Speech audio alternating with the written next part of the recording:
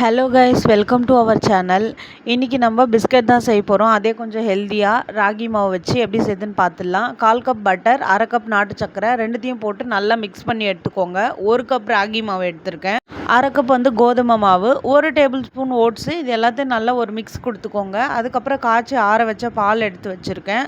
நம்ம எடுத்து வச்ச மிக்ஸ் கூட நம்ம ஆற வச்சுருந்த பாலை சேர்த்து கொஞ்சம் கொஞ்சமாக சப்பாத்தி மாவு பதத்துக்கு நம்ம பிசைஞ்சு எடுத்துக்கலாம்.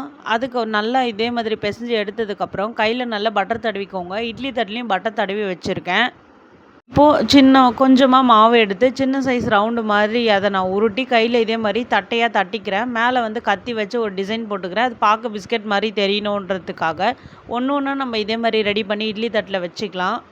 இவ்வளோதான். இதை இப்போ நம்ம இட்லி பாத்திரம் நான் உப்பு கொட்டி ஆல்ரெடி நல்லா சூடு பண்ணி வச்சுருக்கேன். அதில் இதை வச்சு ஒரு 15 மினிட்ஸ் நல்லா பேக் பண்ணி எடுத்துக்கோங்க.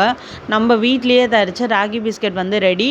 உங்கள் குழந்தைங்களுக்கும் இதே மாதிரி வீட்லேயே செஞ்சு ஹெல்த்தியாக கொடுங்க. ரொம்ப ரொம்ப டேஸ்ட்டாக இருந்துச்சு. ரொம்ப சூப்பராக இருந்துச்சு. நீங்கள் வேணும் அப்படின்னா பட்டர் இன்னும் குவான்டிட்டி நீங்கள் ஆட் பண்ணிக்கலாம். ஹெல்த்தியாக இதே மாதிரி வீட்டில் நீங்களும் ட்ரை பண்ணுங்கள். நம்ம சேனல் பிடிச்சிருந்தா லைக் பண்ணி சப்ஸ்கிரைப் பண்ணிக்கோங்க.